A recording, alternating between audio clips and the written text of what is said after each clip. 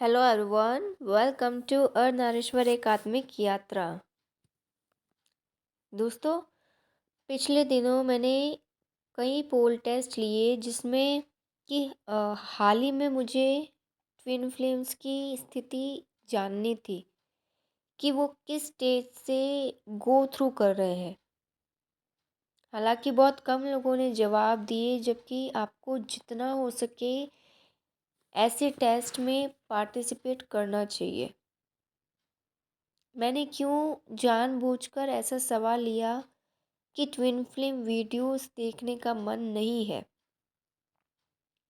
क्योंकि ये होता ही है कि जर्नी का पता चल गया, ओके, पर कुछ महीनों बाद मन नहीं करता वीडियोस देखने का। वैसे रिजल्ट्स काफ़ी इंटरेस्टिंग थे।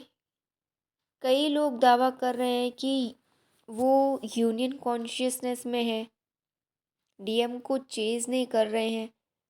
बहुत कम ऐसे हैं जिनको इनर वर्क अभी भी समझ नहीं आ रहा है। तो सबसे पहले बहुत ज़्यादा वीडियोस देखना इनर वर्क में नहीं आता, क्योंकि वो भी एक्सेसिव होगा। ज़्यादा एनर्जी लगाएंगे वीडियो में तो ड्रेन होगी, उसमें आपको सेल्फ इंट्रोस्पेक्शन का टाइम नहीं मिलता। इसलिए मैं लंबे लंबे ब्रेक्स लेती हूँ, टाइम लेती हूँ गाइडेंस लाने में, ताकि आपको प्रॉपर इनर वर्क करने के लिए टाइम मिल सके, आप गाइडेंस को एटलीस्ट समझ पाओ। गाइडेंस वीडियो ऐसा नहीं कि बस सुन लिया, उसको सुन के 1-2 दिन लगते हैं समझने में। पर होता है कि कई चैनल्स आपकी एनर्जी का, मानसिक स्थिति का ध्यान नहीं रखते हैं। बैक टू बैक एक ही दिन में 3-4 वीडियोस ला रहे हैं, तो फ़ायदा कुछ नहीं है। सुनने के बाद माइंड में जाके खिचड़ी बन जानी है उन वीडियोस की। सो बी अवेयर कि कौन से चैनल्स ज़्यादा एनर्जी ड्रेन करवा रहे हैं आपकी। सो दो काफ़ी इंटरेस्टिंग ऑप्शंस रखे थे मैंने पोल में। एक की डीएम को चेज़ नहीं कर रहे, डिटैच हैं। सेकंड, यूनियन कॉन्शियसनेस में है। तो कई लोगों को लगेगा कि ये दोनों तो एक ही स्टेज है, मैम ने अलग अलग ऑप्शन क्यों रखे। नहीं, दोनों अलग स्टेज है। ये जर्नी आपको मूव ऑन करना सिखाती है कि कोई व्यक्ति, जॉब, कोई जगह जिसकी एनर्जी आपसे रेजोनेट नहीं करती है, मेल नहीं खाती, उससे आगे बढ़ जाइए, लेट गो कर लीजिए, मूव ऑन हो जाइए। कई डीएस होती है कि हाँ ठीक है, डीएम को चेस तो नहीं कर रही है, सोचना बंद कर दिया, पर वो यूनियन कॉन्शियसनेस में नहीं होती है, डिटैच हो गई है। पर फिर वो मनी मन सोचती हैं कि डीएम से सेपरेशन है, सेपरेशन है, सेपरेशन है। तो वो यूनियन कॉन्शियसनेस नहीं होता। यूनियन कॉन्शियसनेस बहुत ही अलग स्टेज होती है, एकदम ही हाई स्टेज होती है। तो मूव ऑन भी दो तरह के होते हैं। एक मूव ऑन जिसमें एक पर्सन से पेन, ट्रॉमा मिला, आप फर्स्ट रिलेशनशिप में आए, उस पर्सन से आपको पेन, ट्रॉमा मिला, तो आप तुरंत दूसरे व्यक्ति के साथ इंडल्ज हो जाते हैं, अटैच हो जाते हैं और फिर हर्ट होते हैं। तो कॉन्स्टेंटली कई कई व्यक्तियों को चेंज करते हैं, ट्राई करते हैं। एक तरह से कैजुअल रिलेशनशिप मान लीजिए, जो बहुत ज़्यादा चल रहा है आजकल, कि अंदर की लोनलीनेस को बाहर से भरने की कोशिश करते हैं, बाहर ढूंढते हैं।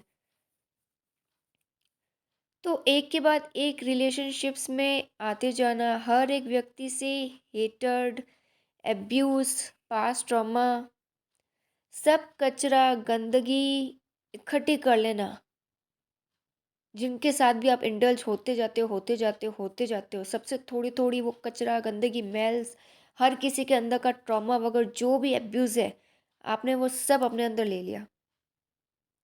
इस जोन में पहुंच जाए कि पूरी एक स्पेसिफिक कम्युनिटी के लिए हेटर्ड आ जाती है। आप इस तरीके से सोचने को मजबूर हो जाते हो कि अरे, लड़कियां तो ऐसी ही होती हैं, अरे सारे सारे लड़के तो ऐसे ही होते हैं। ये वाली मेंटेलिटी हो जाती है फिर। तो ये वाले मूव ऑन में आप बहुत बड़ी कीमत चुकाते हैं, जहाँ सोल की पूरी शक्ति घट जाती है अंत में आके। आप थक जाते हैं रिलेशनशिप में आ आ के, आप हताश हो जाते हो और फिर गिव अप कर लेते कि नहीं, बस अब और नहीं आना, कहीं किसी के साथ इन्वॉल्व नहीं होना, नहीं आना रिलेशनशिप में। पर वो जो एक इतना छोटा सा लेसन होता है, वो आप बहुत बड़ी कीमत पे चुकाते हो। वो बहुत बड़ी उसके लिए कीमत चुकाते हो उस लेसन के लिए। आज आपकी पूरी जो आंतरिक शक्ति है, जो सोल की पावर है, शक्ति है, वो पूरी तरीके से घट जाती है। और दूसरा मूव ऑन होता है कि आपको अंदाज़ा होता है कि अभी आप एक टॉक्सिक रिलेशन से निकले हैं, तो आप अपनी मेंटल इमोशनल हेल्थ के लिए सजग रहते हैं, भले ही वो एक रिलेशनशिप आपका रहा हो।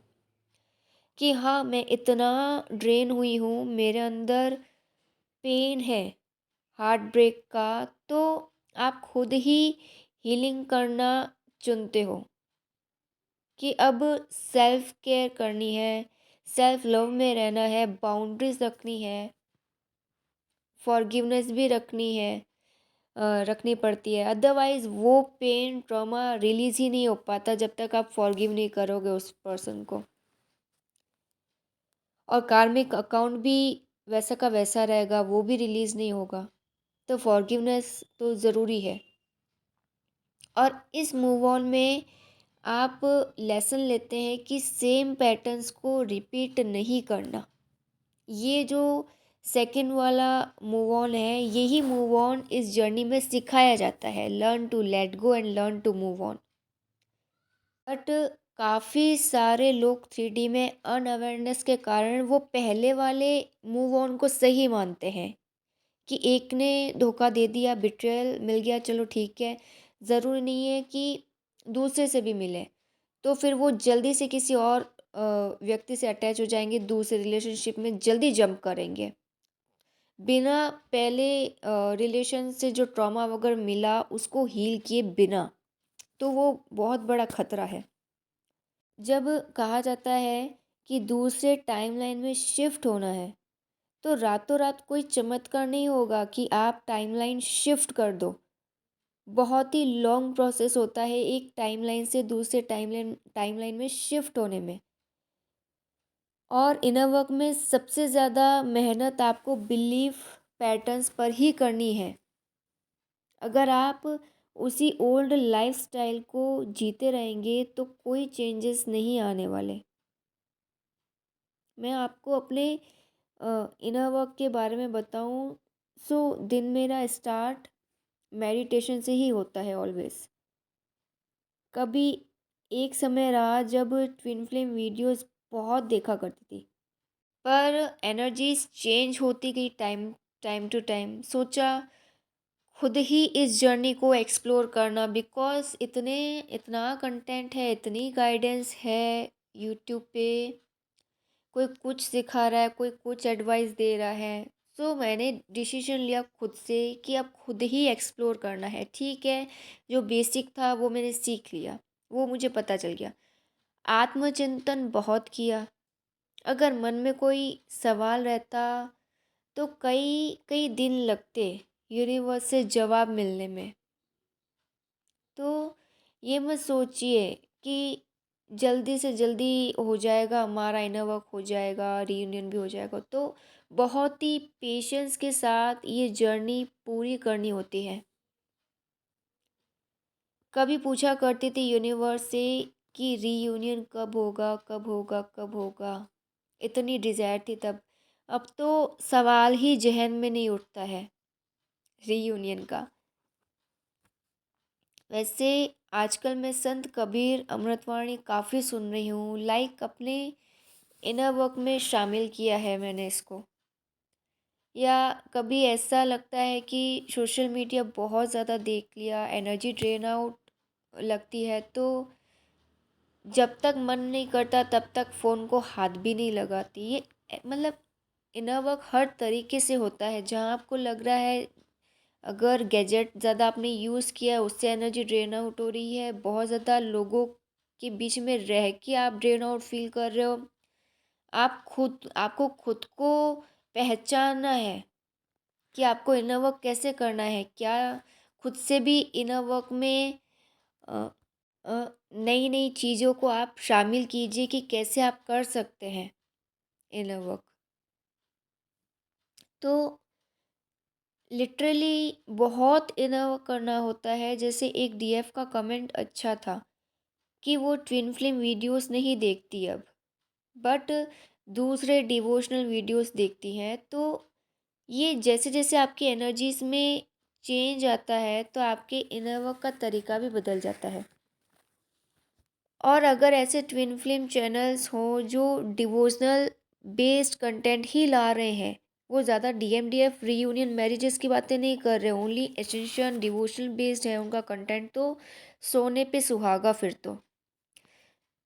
मतलब इतना स्ट्रॉन्ग करना पड़ता है इनर वर्क को। यूनियन कॉन्शियसनेस में आके आप ओशो को नहीं सुन रहे हैं, आचार्य प्रशांत को नहीं सुन रहे हैं, कबीर वाणी नहीं सुन रहे हैं, संतों को नहीं सुन रहे हैं, तो क्या ही इनर वर्क किया आपने।